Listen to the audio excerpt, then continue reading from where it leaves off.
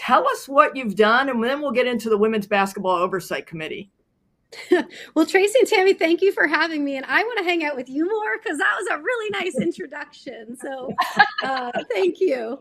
No, I just love the opportunity and the privilege. And I'm watching today's show and always so inspired by all of the coaches that are on here. And I really like listening to both of you too and bringing this history and these decades of history around women's basketball, but just privileged and thankful. And I'll start where Heidi just ended in terms of gratitude. I just have a ton of gratitude in an ever-changing landscape to still have an opportunity to work with student athletes, to work on a college campus, to work with the community we get to work with.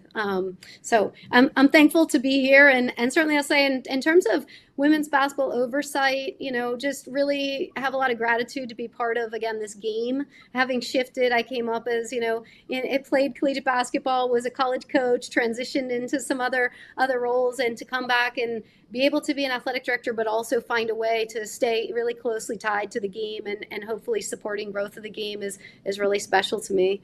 I'm, in awe and inspired, as you've all been talking to, just watching, the growth and what these unbelievably talented athletes and student athletes and coaches and how they've used their platform. And again, I was just watching with Heidi, so I think, it just builds on that. You're talking about the Vanderveers and their decades of history, and there's so many amazing coaches and student athletes and have built this foundation for this moment. And so to see now the moment arise and the moment's here, and the student athletes and coaches and media partners and people involved in the game that are taking that moment and running with it is something really, really special. And I'm really proud and privileged to join and help in any way I can. Coach, let's say you were tasked tomorrow with infusing women's basketball, and you can only choose one thing. What does women's basketball need today, right now? Oh, that's an impossible question. What does it need today, right this moment? I think we are at a pinnacle. What it needs is our athletes, our coaches, our media partners to continue to share the exposure, to continue to share the goodwill. And again, I love that what I see in women's basketball is our student athletes, our coaches do show up and are authentic and do have passion and a care for bringing everyone else up around them, and we're seeing that through so many different ways. So again, I just think it's all about people. It's people connecting with others, and any chance you have, whether you're an athlete or a coach or a media partner, or whether you're sitting at home and putting the game on and wearing the jerseys and celebrating these great women that are, playing at such a high level, but also connecting our world, through, obviously college basketball all the way to WNBA to the Olympics coming up here in 28 in our backyard here in LA. So. Well, you talked about connecting, and one of the connectors for you is Val Ackerman, the former WNBA president, and now she's part of the Big East. Big proponent of women's basketball and feels men's and women's Final Four should be played at the same venue. In 2028, women's Final Four will be played in Indianapolis at Lucas Oil Stadium, home of the Colts. 13,000 more individuals are going to be able to watch this game. Yeah. What do you think of that evolution, and are we headed in an even bigger direction? We sure are. We sure are.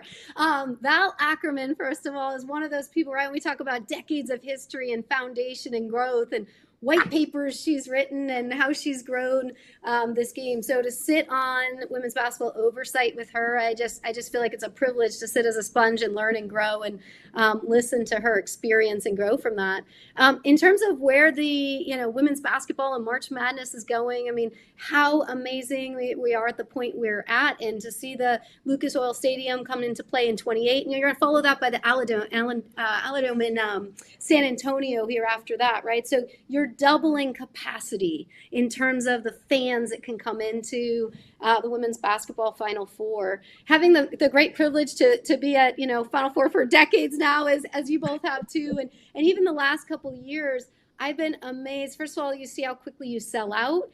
To see all of the kids wearing the jerseys. I mean, you saw Caitlin Clark jerseys everywhere 2 years ago, right? And you're filling up and overpowering these communities in terms of the number of people that are showing up. And so this is really monumental for the game.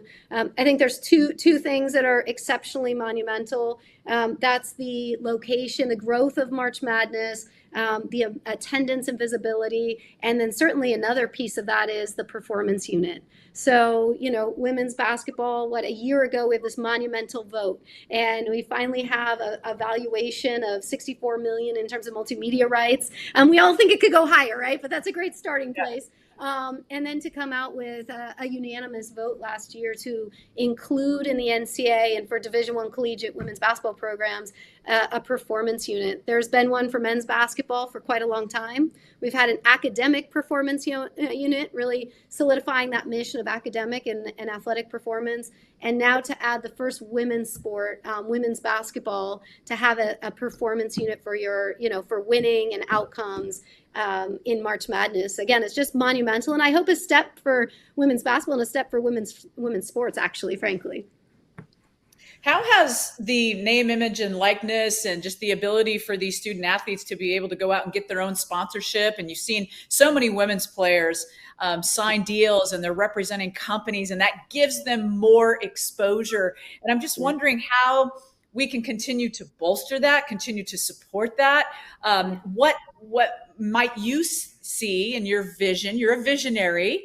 That might be able to just continue to take it to the next level.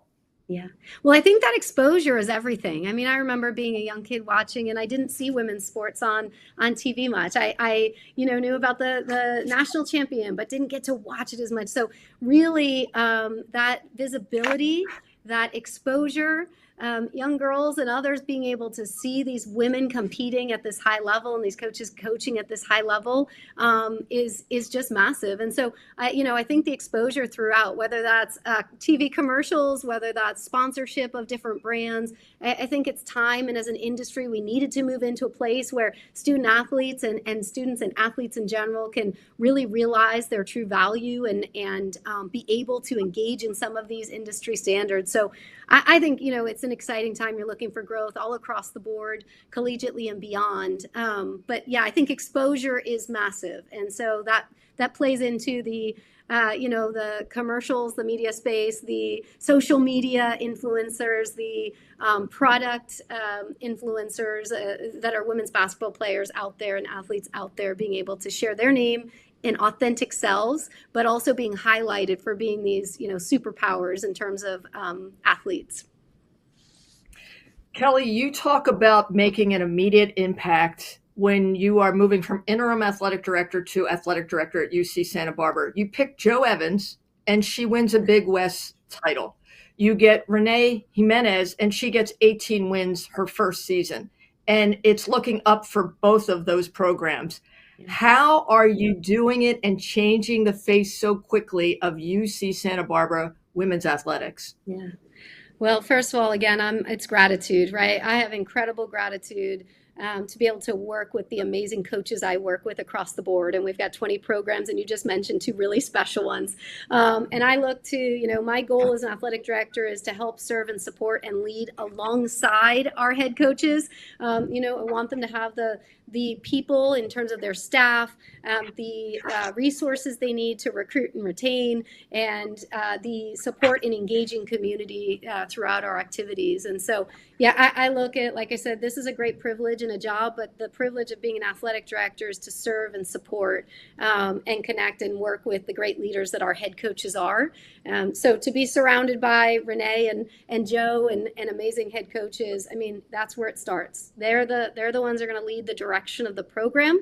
And they're going to be the masterminds behind these programs. And I just hope that we can, that I can be helpful along with our staff, our community, our campus, and in serving and providing the needs and the resources and growing resources that allow them to do the work that they're so good at doing.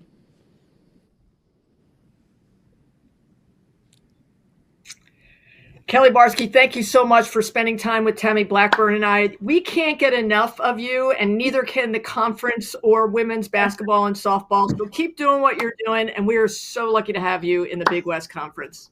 Thank you for having me. I love this, and I love what you both do. So thank you. Look